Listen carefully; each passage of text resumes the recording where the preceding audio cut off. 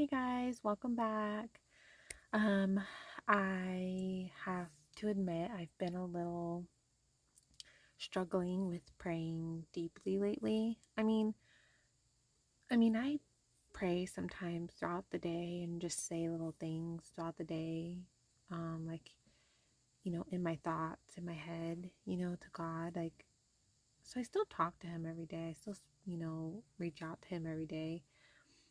But I haven't been really putting a lot of effort into really deeply praying, and I really am feeling it because I feel like the more I make an effort every day to deeply pray with him and talk to him, there's more of a peace that comes upon me, a calmness. And I haven't been able to, or I haven't been making it a priority the past couple days to deeply pray, and I can feel that peacefulness and calmness kind of dissipating. And I've been really agitated today and irritated and just wanting to snap at a specific person, and that irritates me. And normally I'm able to stay calm, but they did something earlier and I just wanted to snap at them, and I don't know. I have to prioritize that better, but it's hard. It's hard sometimes to um you know try and fit that in to my day, and I don't know. Anyways, well, we are still on David's story, and I'm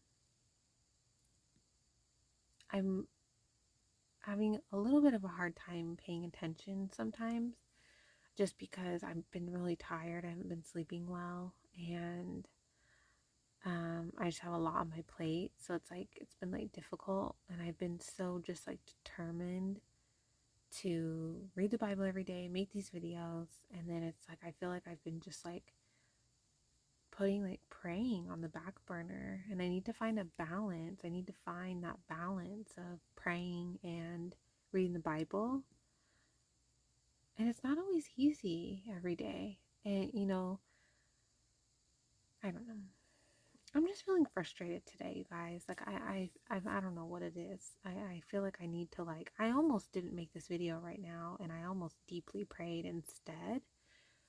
But I was like, I need to make this video. I need to keep up with it because it's important too. And then I just need to make it a priority tonight when I get an opportunity. It'll probably be after I put my daughter to bed. I just need to come back into my closet because that's where I make these videos, because that's the only privacy I get. And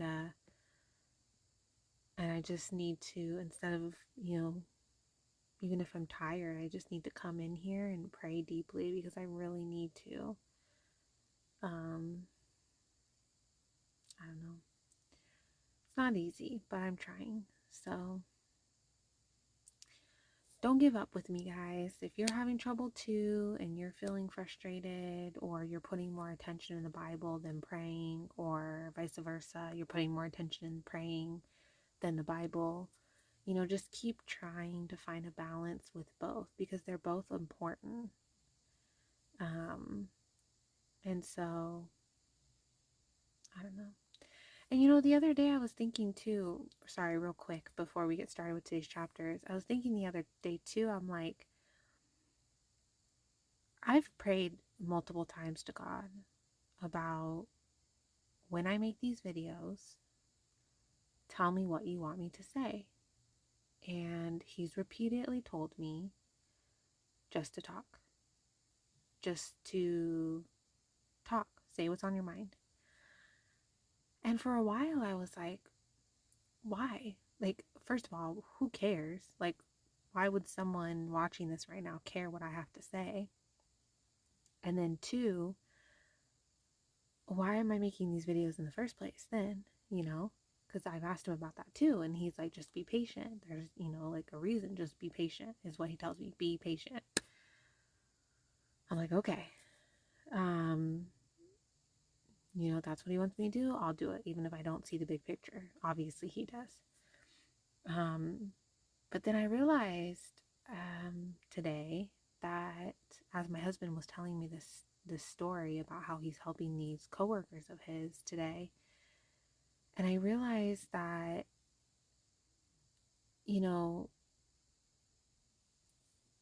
sometimes people need to see someone else go through something, a journey, and either it inspires them or it helps them not feel so lonely.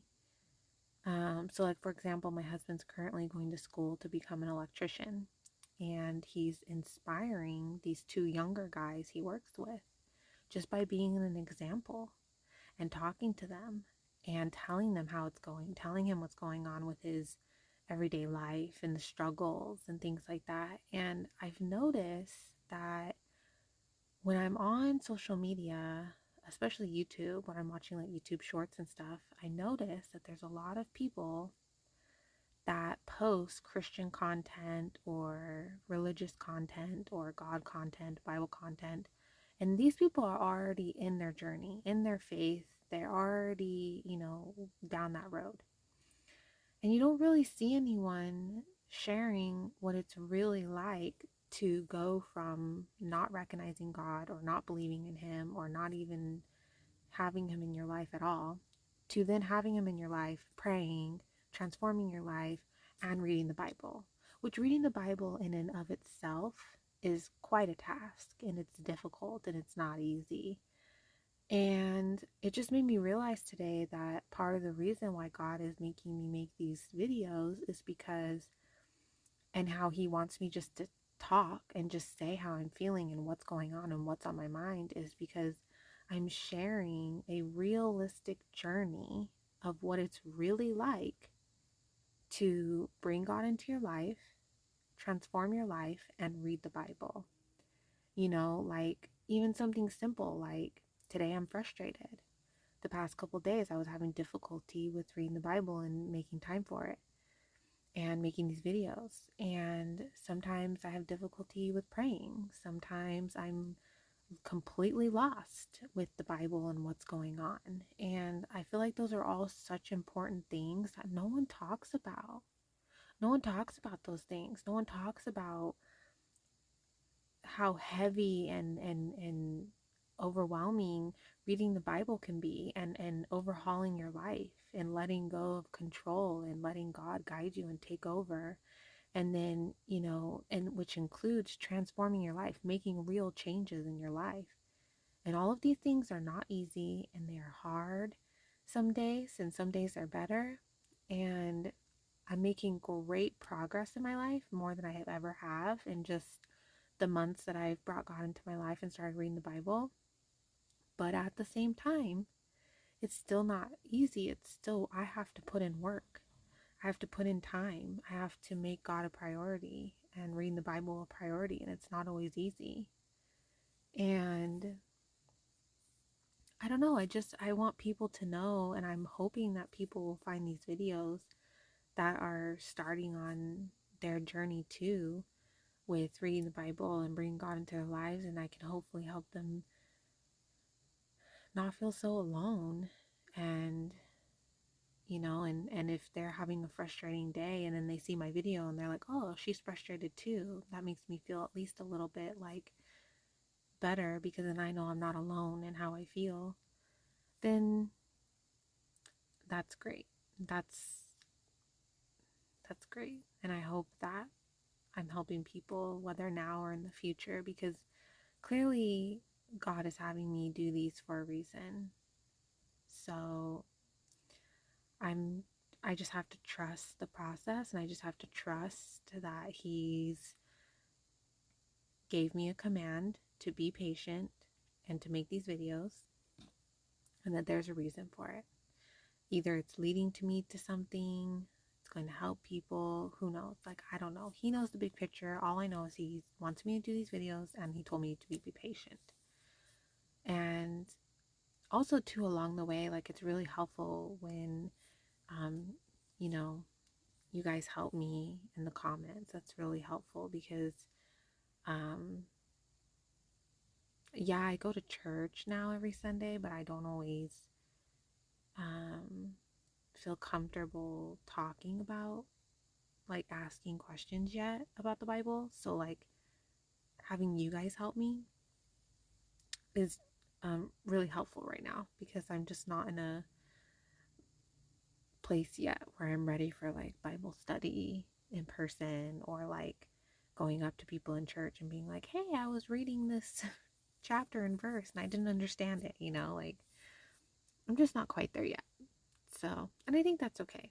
I don't think that there's anything wrong with that. Everyone has their own journey and time and everything. So, anyways, guys, I'm so sorry for that big old ramble. I don't know. I just felt like something inside me was like, I have to say all this. So I did. So I'm done. Okay, let's get started. David saying, "Look, the Philistines are fighting against Keilah, and they are robbing the threshing floors." Therefore David inquired of the Lord, saying, "Shall I go and attack these Philistines?" And the Lord said to David, "Go and attack the Philistines, and save Keilah." But David's men said to him, "Look, we are afraid here in Judah. How much more than if we go to Keilah against the armies of the Philistines?" Then David inquired of the Lord once again, and the Lord answered him and said, "Arise, go down to Keilah, for I will deliver the Philistines into your hand." And David and his men went to Keilah and fought with the Philistines, struck them with a mighty blow, and took away their livestock. So David saved the inhabitants of Keilah. Now it happened, when Abiathar, the son of Ahimelech, fled to David at Keilah, that he went down with an ephod in his hand. And Saul was told that David had gone to Keilah. So Saul said, "God has delivered him into my hand, for he has shut himself in by entering a town that has gates and bars." Then Saul called all the people together for war, to go down to Keilah to besiege David and his men. When David knew that Saul plotted evil against him, he said to Abiathar the priest, "Bring the ephod here." Then David said, "O Lord, God of Israel, your servant has certainly heard that Saul seeks to come to Keilah to destroy the city for my sake. Will the men of Keilah deliver me into his hand? Will Saul come down, as your servant has heard? O Lord, God of Israel, I pray, tell your servant." And the Lord said, "He will come down." Then David said, "Will the men of Keilah deliver me and my men into the hand of Saul?" And the Lord said, "They will deliver you." So David and his men, about 600, arose and departed from Keilah, and went wherever they could go. Then it was told Saul that David had escaped from Keilah, so he halted the expedition. And David stayed in strongholds in the wilderness, and remained in the mountains in the wilderness of Ziph. Saul sought him every day, but God did not deliver him into his hand. So David saw that Saul had come out to seek his life, and David was in the wilderness of Ziph in a forest. Then Jonathan, Saul's son, arose and went to David in the woods, and strengthened his hand in God. And he said to him, "Do not fear, for the hand of Saul my father shall not find you. You shall be king over Israel, and I shall be next to you. Even my father Saul knows that." So the two of them made a covenant before the Lord, and David stayed in the woods, and Jonathan went to his own house. Then the Ziphites came up to Saul at Gibeah, saying, "Is David not hiding with us in strongholds in the woods, in the hill of Hachilah, which is on the south of Jeshimon? Now therefore, O king, come down according to all the desire of your soul to come down, and our part shall be to deliver him into the king's hand." And Saul said, "Blessed are you of the Lord, for you have compassion on me. Please go and find out for sure, and see the place where his hideout is, and who has seen him there. For I am told he is very crafty. See therefore, and take knowledge of all the lurking places where he hides, and come back to me with certainty. and I will go with you. And it shall be, if he is in the land, that I will search for him throughout all the clans of Judah." So they arose and went to Ziph before Saul. But David and his men were in the wilderness of Maon, in the plain on the south of Jeshimon. When Saul and his men went to seek him, they told David. Therefore he went down to the rock and stayed in the wilderness of Maon.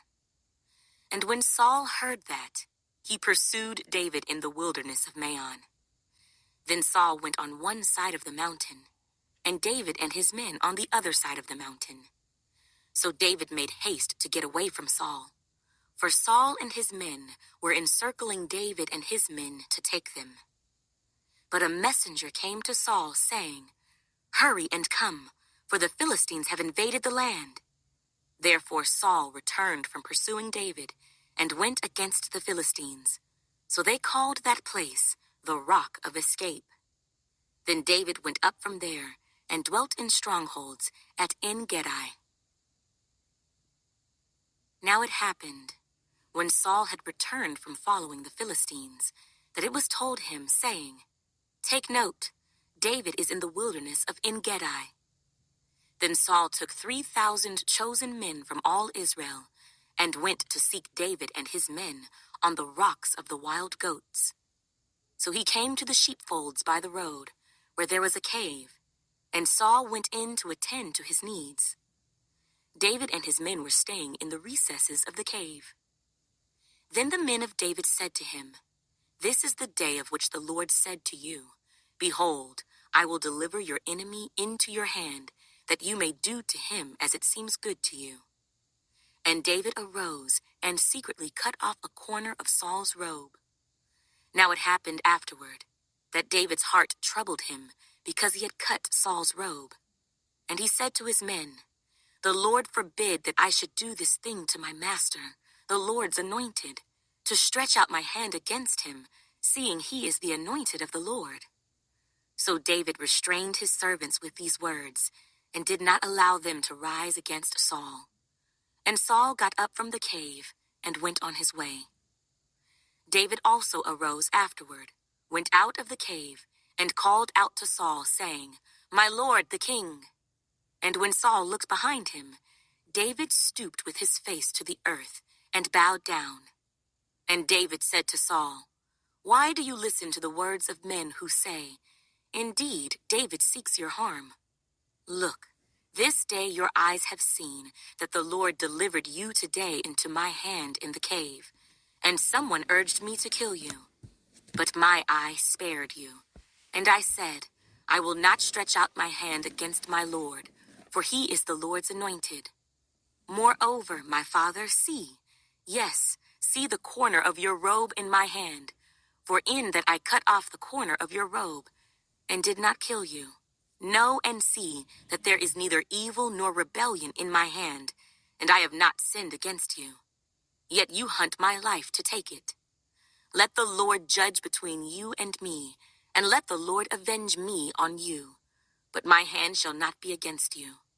As the proverb of the ancients says, 'Wickedness proceeds from the wicked,' but my hand shall not be against you. After whom has the king of Israel come out? Whom do you pursue? A dead dog? A flea? Therefore let the Lord be judge, and judge between you and me, and see and plead my case, and deliver me out of your hand." So it was, when David had finished speaking these words to Saul, that Saul said, "Is this your voice, my son David?" And Saul lifted up his voice and wept. Then he said to David, "You are more righteous than I, for you have rewarded me with good, whereas I have rewarded you with evil. And you have shown this day how you have dealt well with me. For when the Lord delivered me into your hand, you did not kill me. For if a man finds his enemy, will he let him get away safely? Therefore may the Lord reward you with good for what you have done to me this day. And now I know indeed that you shall surely be king, and that the kingdom of Israel shall be established in your hand. Therefore swear now to me by the Lord that you will not cut off my descendants after me, and that you will not destroy my name from my father's house." So David swore to Saul, and Saul went home, but David and his men went up to the stronghold. Then Samuel died, and the Israelites gathered together and lamented for him, and buried him at his home in Ramah. And David arose and went down to the wilderness of Paran. Now there was a man in Maon whose business was in Carmel, and the man was very rich. He had 3,000 sheep and 1,000 goats, and he was shearing his sheep in Carmel.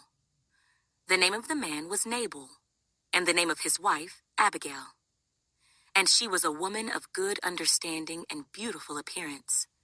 But the man was harsh and evil in his doings. He was of the house of Caleb.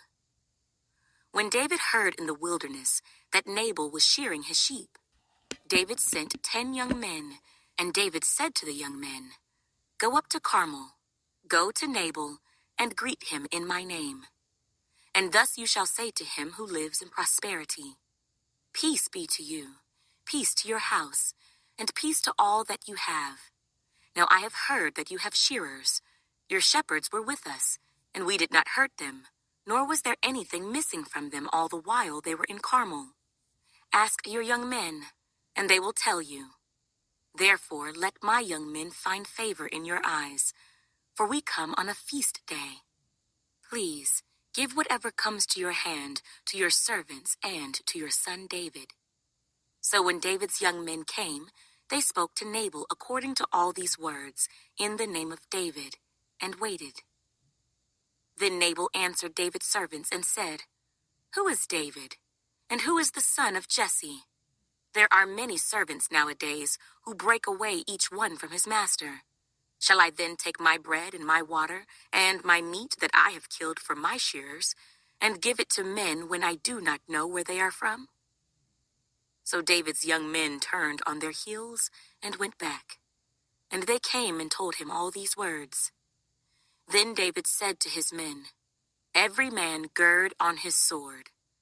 So every man girded on his sword, and David also girded on his sword. And about 400 men went with David, and 200 stayed with the supplies.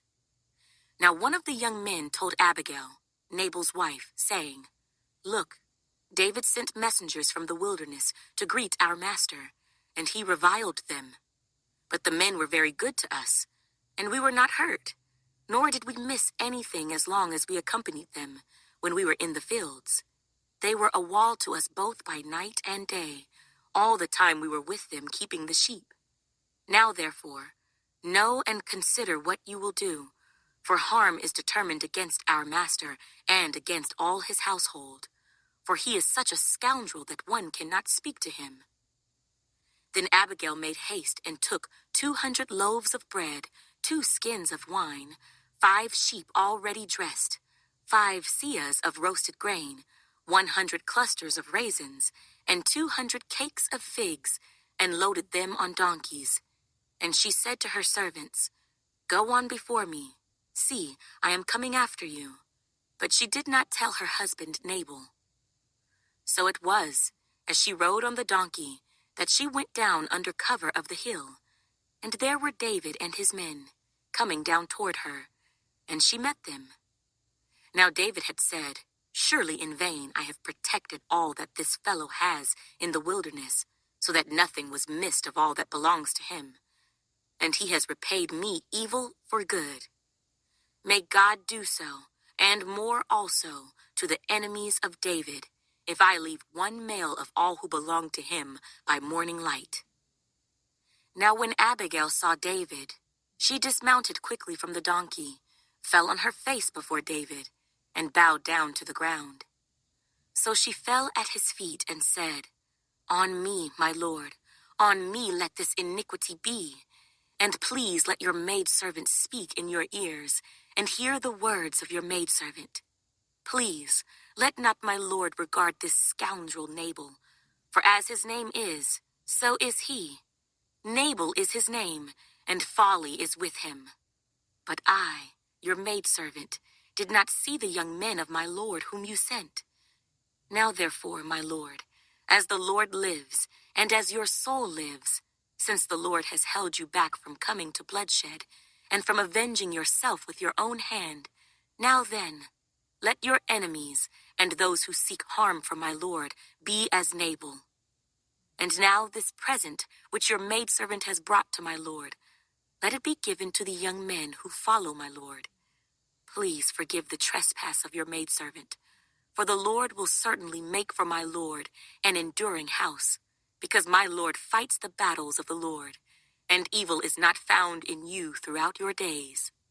Yet a man has risen to pursue you and seek your life, but the life of my lord shall be bound in the bundle of the living with the Lord your God, and the lives of your enemies he shall sling out as from the pocket of a sling. And it shall come to pass, when the Lord has done for my lord, according to all the good that he has spoken concerning you, and has appointed you ruler over Israel, that this will be no grief to you, nor offense of heart to my lord, either that you have shed blood without cause, or that my lord has avenged himself. But when the Lord has dealt well with my lord, then remember your maidservant. Guys, I'm going to be completely honest right now. That whole last chapter, 25, I was very confused. And what is girded? Girded my sword? What's that? Ugh. I'm not having a good day, guys. I've been in pain I have problems with my sciatic nerve. I've had a headache. I'm tired. I'm agitated today and frustrated. I am not having a good day. Before I go, I do want to say this though. If you meet anyone or know of anyone that is interested in getting to know God and the Bible, do not be afraid to send them to my videos, because I think it would be a good, like, you know, branch or like way to, like, get someone to at least get started, and just maybe, I don't know, just a thought. Okay, guys, I'm gonna go because my head is killing me and my daughter's still sleeping. So I'm actually going to try to pray a little bit before I have to go get her. So, or pick her up because she's right in the next room or on the other side of the door because we all share a room together. Okay, guys, I'm gonna go. I'll talk to you guys tomorrow.